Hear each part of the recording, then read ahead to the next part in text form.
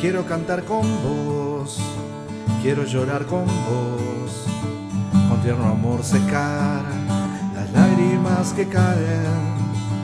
Quiero sentir a Dios entre nosotros dos, poder reír tal vez o volver a soñar. Quiero encontrar a Dios en la comunidad y sanar el dolor por quienes ya no están. Quiero decirte a vos que ya no somos dos, porque con Dios aquí ya somos muchos más. Quiero alzar la voz y cantar del amor, de ese gran poder que nos hará vencer. Quiero cantar con fe y siempre agradecer por esas vidas que a tu lado ya están. Quiero decirte a vos que ya no somos dos, porque con Dios aquí ya somos muchos más, muchos más.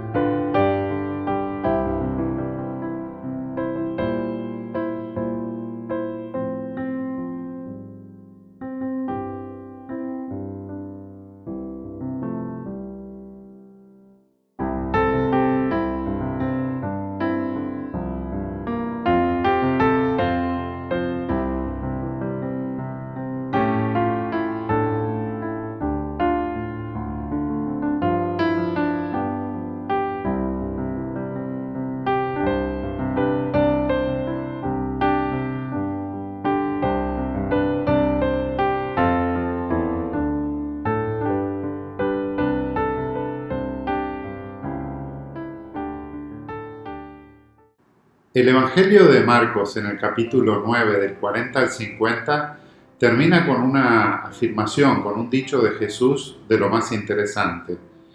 Dice: la sal es buena para condimentar, pero si pierde su sabor, ¿cómo la harán salada de nuevo?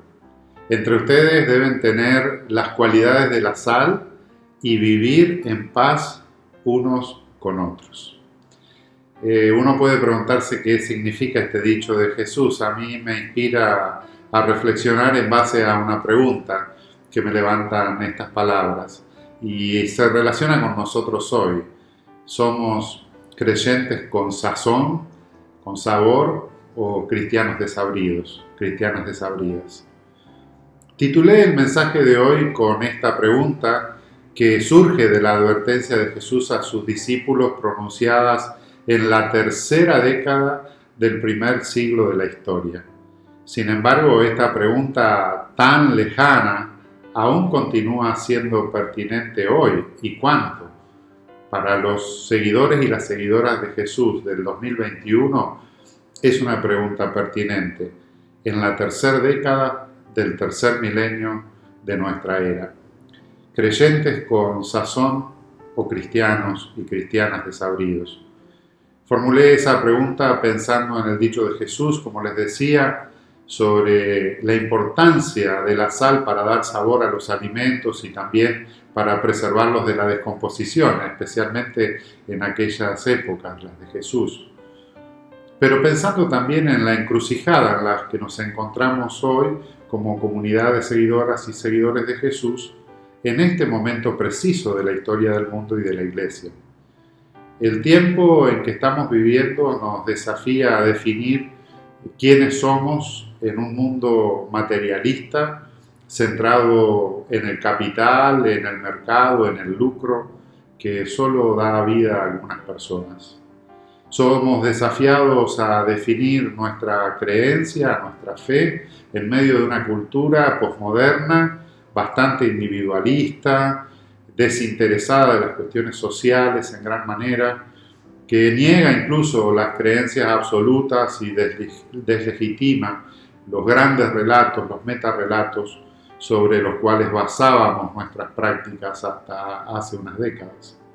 por lo cual la sociedad posmoderna rechaza el cumplimiento de las normas tradicionales, porque a fin de cuentas dicen todos podemos tener una opinión diferente o una idea distinta sobre cualquier asunto.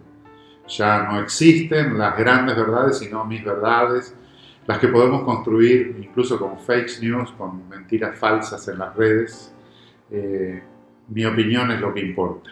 Ya no existen verdades que engloben a todos o que nos comprometan a algo, porque de todos modos en el pensamiento posmoderno el pasado no importa, el futuro tampoco importa mucho, por lo cual concéntrate en el presente y olvídate del resto y también de los demás.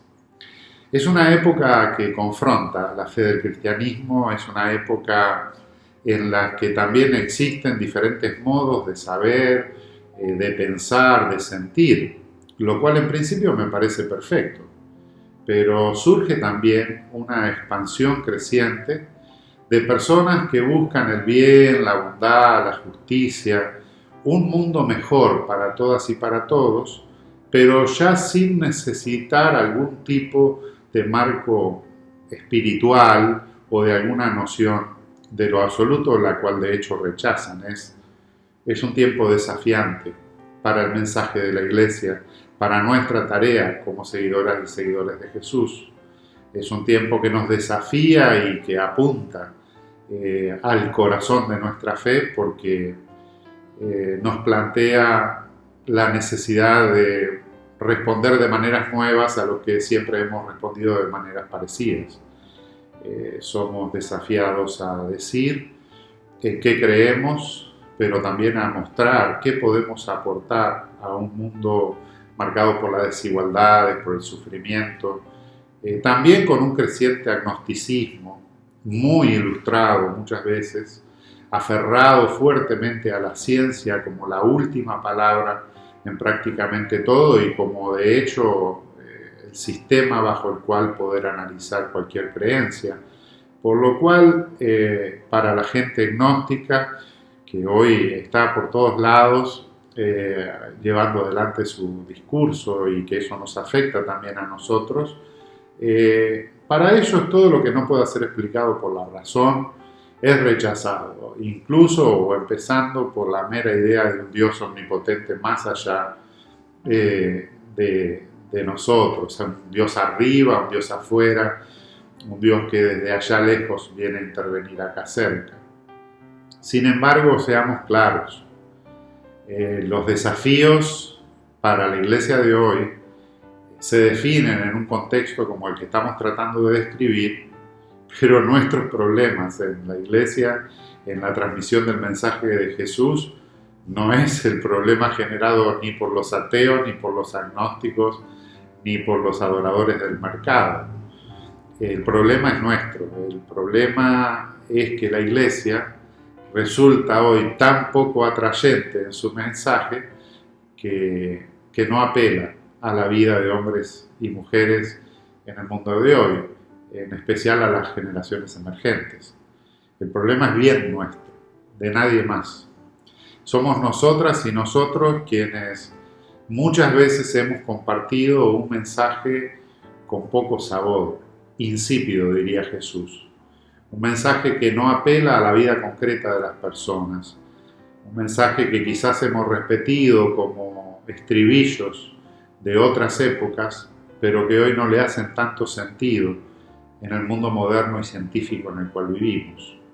Quizás algunas veces o muchas hemos hecho del mensaje de Jesús la recitación de algunos credos, la repetición de algunas costumbres o tradiciones, pero debemos preguntarnos en qué medida ese mensaje que proclamamos tiene que ver con la vida concreta y en qué medida el mensaje que hemos recibido nos ha hecho agentes de un cambio, de una transformación, de algo que aporte a la vida de las personas.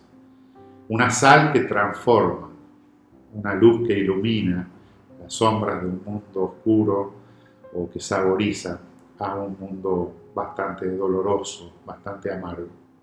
Tradiciones, porque sí, formalismos, porque sí, estructuras innecesarias, prácticas de otras épocas, quizás han desalado la misma sal.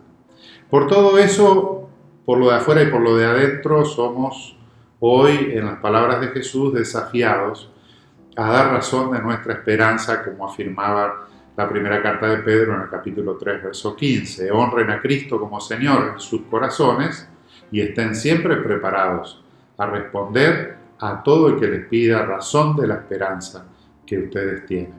Este es el gran desafío que tenemos hoy, aportar un poco de esperanza a un mundo que está desesperado, a un mundo que vive en muchos sentidos un sinsentido, vale la redundancia. Tenemos el desafío de aportarle un poco de sabor a un mundo desabrido, ya no la iglesia como desabrida, sino el mundo como desabrido.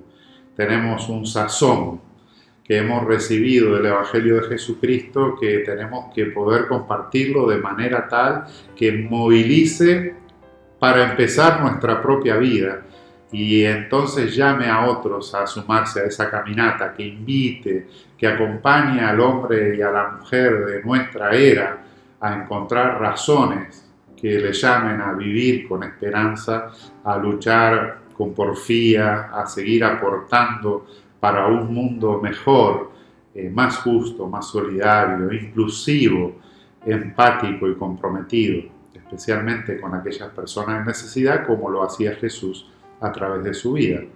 Para así hacerlo, debemos hablar un lenguaje que la gente entienda, y nada mejor que el lenguaje de las prácticas, de los gestos, de los compromisos cotidianos, pero también un lenguaje hablado con el que podamos comunicar la idea de Jesús, la idea de Dios en un ida y vuelta, para que nuestra buena noticia, para que nuestro evangelio no resulte un idioma desconocido para el hombre y la mujer moderna de hoy, y mucho menos para que no resulte, si no fuera acompañado por las prácticas, un mensaje insípido, desabrido, inútil, vano, a punto de ser descartado en las calles de nuestro tiempo para que lo pisotee la multitud que camina.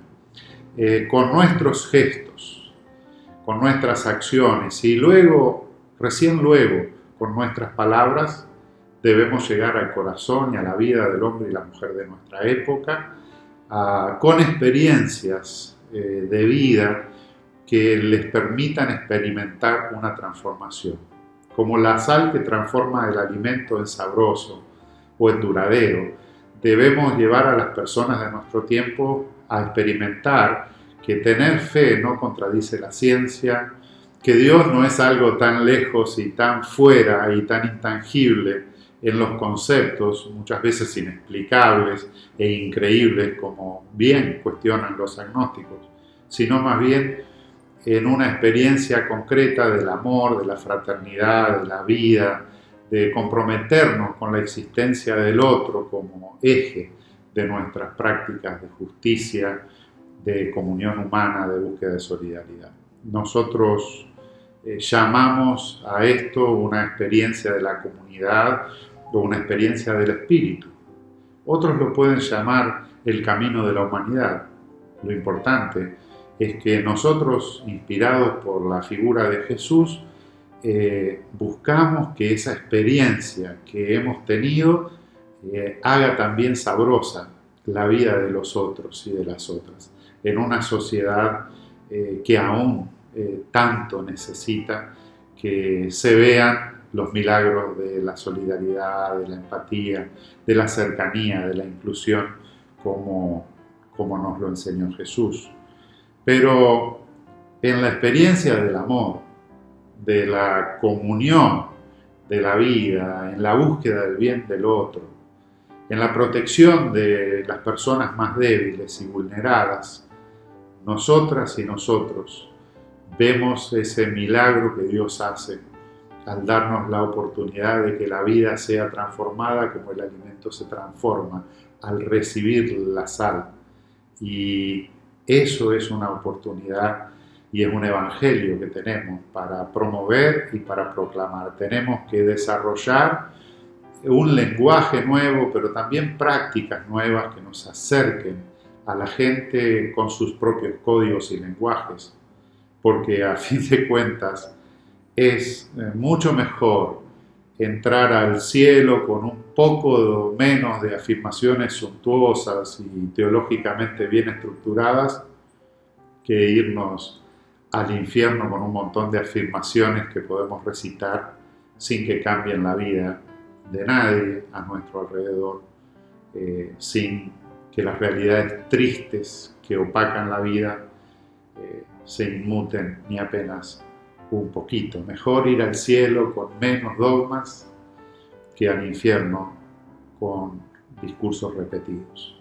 No podemos quedarnos con mensajes viejos en un tiempo nuevo, eso es lo que estoy tratando de decirle. Por eso creo que el desafío de la Iglesia hoy es tan grande. Por eso el texto bíblico nos recuerda ese dicho salido de la boca de Jesús tan apropiado en aquellos días y en los nuestros. Recordar que la sal es buena, pero que si la sal se hace insípida, ¿con qué le devolveremos el sabor? ¿Cómo podemos devolverle el sabor al mensaje del Evangelio que tenemos para compartir? Pues acompañándolo y mejor aún anticipándolo con obras de amor, de servicio, de fraternidad, de inclusión radical y de justicia. Mateo tiene el mismo dicho de Marcos. Bueno, sabemos que Mateo miró de ojito a Marcos para escribir su propio evangelio, y él en el capítulo 5, verso 13, trae este dicho de Jesús y lo remata con una advertencia sobre lo que significa perder el propósito o el sentido como comunidad, el riesgo que eso trae para los que siguen a Jesús. Y dice de esta manera: ustedes son la sal de este mundo, lo mismo que dijo más o menos el otro, pero si la sal deja de estar salada, ¿cómo podrá recobrar su sabor? Ya no sirve para nada, remata Mateo, pone en bocas de Jesús este dicho: ya no sirve para nada, así que se la tira a la calle y la gente la pisotea. En Marcos se exhorta al discípulo a hacer como la sal, a mantenerse salados. Nosotros en Puerto Rico decimos que el que está salado es el que tiene mala suerte, el que las cosas le van mal. Sin embargo, para el Jesús del Evangelio de Marcos, lo malo es que la sal pierda su sabor, que deje de cumplir su deliciosa función. Y así es en la vida cristiana. Qué malo que es dejar de cumplir con nuestras funciones, con aquello para lo que Dios nos ha llamado. A lo cual Mateo agrega una advertencia: cuidado, precaución, atención, peligro. Si la sal no sala, será descartada por la gente y por Dios, pudiéramos inferir. Será tirada a la calle y la gente la pisoteará cual cosa sin valor. Es una afirmación categórica por lo que dice, pero también por lo que sugiere. Eso es lo que pasará si la sal pierde su sabor, pero si no la pierde, ¿qué pasará con la sal? ¿Para qué servirá? Si la sal sí sala, agregará sabor a la vida, alegrará el paladar, cambiará los colores, le agregará al plato ese toque especial que lo distingue. Por eso Marcos dice: tengan sal, sean como la sal. Ustedes, dice, deben tener las cualidades y las características de la sal. Si quieren seguir a Jesús, tienen que ser sabrosos, tener sal, al estilo de como lo diría Celia Cruz, pero por el contrario, ella decía azúcar. Hay que tener azúcar. Pues así debe ser con las seguidoras y los seguidores de Jesús, pero con la sabrosura que da la sal. El Evangelio debe ser sabroso, apetecible, traer buenas noticias. Sabrosura del mensaje del Evangelio, sabor, gusto, delicia, delicatessen. la comunidad de discípulas y discípulos de Jesús, tenemos algo sabroso para compartir. Tenemos que tener ese sazón, esa sal de sentirnos útiles para la vida nuestra y la de los demás, transformar nuestro entorno, ser instrumento, agentes de cambio, no pasar inadvertidos como la sal no pasa inadvertida en un plato, comunicar nuestra esencia en todo lo que hacemos, que todo muestre que hemos recibido la sazón que da seguir a Jesús y ponerle como central en nuestras vidas. Y recordar que la sal saboriza, también preserva y mantiene las cualidades esenciales de los alimentos, pero también prolonga su vida evitando el ingreso de cosas que pueden pudrir, matar, contaminar el alimento. Por eso la sal también quema y también curte. Permita a Dios que nosotras y nosotros, como la sal buena para condimentar, podamos dar valor, dar sabor a la vida de más personas en nuestro tiempo, en este tiempo tan plagado de dolores y cansado de cantaletas espirituales que no le hacen ni cosquillas a la gente, pero que podamos vivir vidas transformadas por ese mensaje que hemos recibido y vidas que transformen, que le aporten sabor, alegría, gusto a la vida de los demás, que tanta necesidad tienen, que tanto sufren, que tanto dolor tienen. Nuestras vidas son ese mensaje sabroso que puede ser condimento para la existencia de los demás. Eso es lo que quizás quería decir Jesús, aquel que dijo que ustedes son, nosotros somos la sal de este mundo. Así las cosas, pónganle un poco de sabor a la vida, bendigan la vida de los demás en un tiempo difícil y desafiante y en una iglesia que necesita recibir el sabor que da Jesús a la vida y abrirse siempre al amor. Que así nos ayude Dios.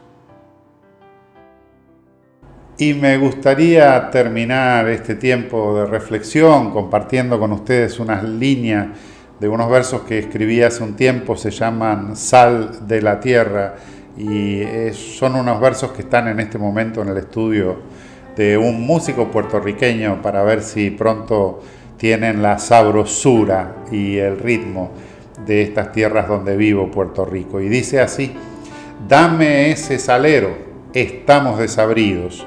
Dame ese salero que saboriza todo, dame ese salero que hay que sazonar. Amarga es la injusticia y las desigualdades. No sabe bien el hambre, los odios, las violencias. Las discriminaciones saben aún peor. Dame ese salero. Estamos desabridos. Dame ese salero que saboriza todo. Dame ese salero que hay que sazonar. Somos la sal del mundo. Jesús es el detalle. Él es quien le da el gusto a la nueva humanidad.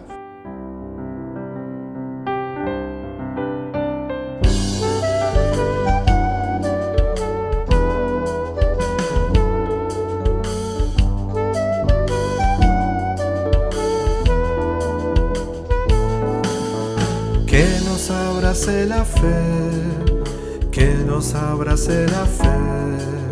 Si el tiempo es muy difícil, que nos abrace la fe. Espíritu se nos dio para inspirar el vivir, para con fuerzas luchar, para poder resistir. Ven a mi divinidad, abrázame de verdad, levanta un pueblo con fe, una nueva humanidad. Que nos abrace la fe, que nos abrace la fe. Si el tiempo es muy difícil, que nos abrace la fe. Espíritu se nos dio para inspirar el vivir, para con fuerzas luchar, para poder resistir. Tierno espíritu serás, quien movilice el amor. Dios amplio y diverso es, dándonos más comunión.